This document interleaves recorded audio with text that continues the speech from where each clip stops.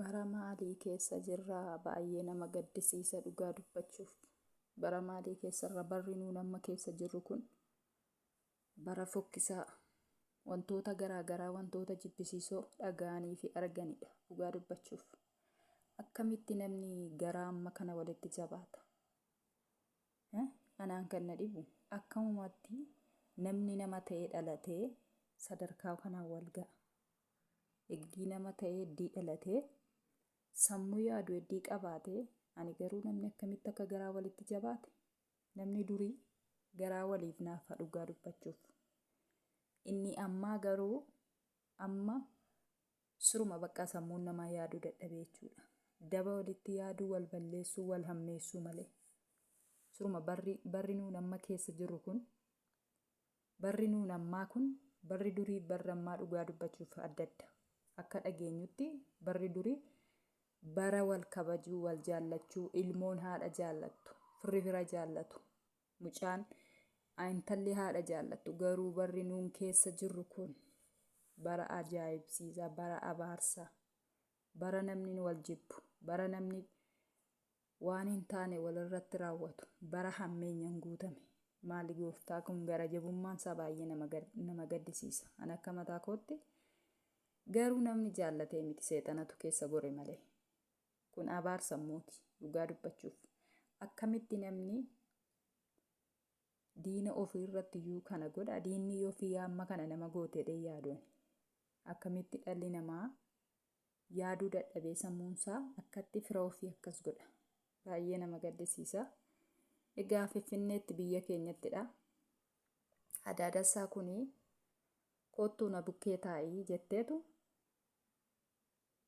maatii keessi hojjettee jijjiirtaa, ati ofii keessa of jijjiirta jetteetu mana ishiitti fudhattee jechuudha. Adaadassaa kun Finfinneetti. Isa booda namni wal bukkee jiraatu walitti bu'uu hin dhiisu.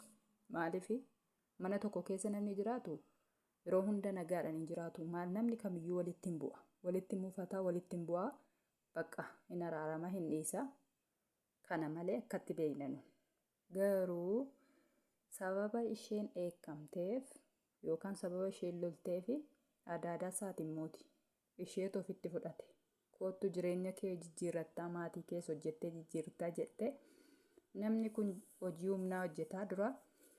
Kanaaf nama kana waamtee mana ishee teessistee gaafa walitti bu'an innoo ishee qabatee ishee morma ishee hidhee ukkaamsee isa booda'oo ajjeese ishee jechuudha. Adaadassaa kana ajjeesee ka'ee morma hunda ishee qaama ishee hunda kukkutee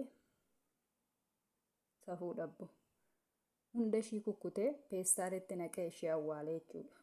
Adaadassaa akkas godha. Seexannu diinnu akkas nama gooteedha yaadoon. Safuu dhabboo baay'ee gara jabinaa akkasii waaqayyo namaa oolchu. Maal jedhee Adaadassaa akkas godha? Akka qullubbiitti ishee kukkute foon ishee jechuudha. Akka qullubbiitti kukkute peestaalitti naqee ishee gatee jechuudha. Isa booda poolisiin qoratee qorannoo ishee isarraan geessee gaafa isa tajjeesee kukkutee akkatti iddoo awwaalee akkasitti baasee waaqayyo namaa oolchu. Namni Adaadassaa kana kukkutee ajjeesee akkas godhe kun peestaalitti naqee ishee gate kun akka qullubbiitti kukkutee ishee awwaale kun murtoo du'aa itti murteeffame jechuudha.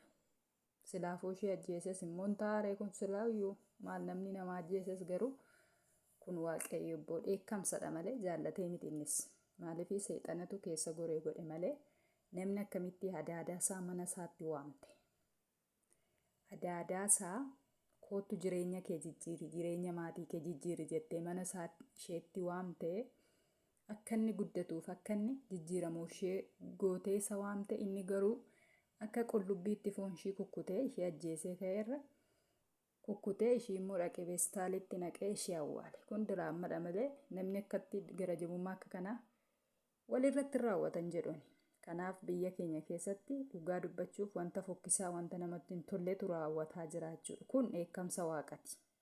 Namni kan garaa walitti jabaatu, namni walii na'uu kan dhabamu kun bakka seexanatu jibba namaa keessa, laphee namaa keessa jibba kaa'e malee namni jaallatee miti. Garuu innis jaallatee miti.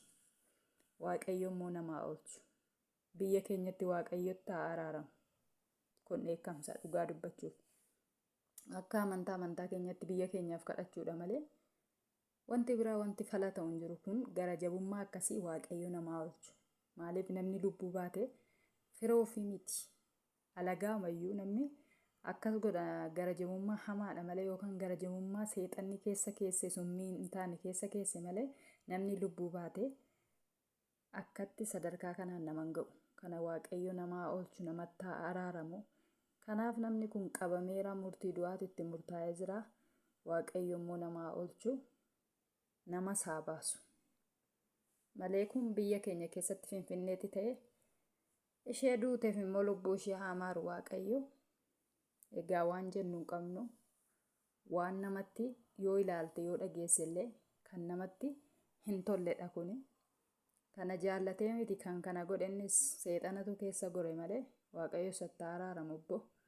Malee baay'ee tokko nama gaddisiisa dhugaa dubbachuuf. Wanti biyya keenya keessatti ta'aa jiru, taateen biyya keenya keessatti raawwachaa jiru kan nama jibbisiisudha. Egaa viidiyoo biraatiin amma walitti deebinutti nagaan naaf tura. Mana koo immoo subscribe, like, share naa godhaa, na jajjabeessaa isiniin jedha obboloota koo.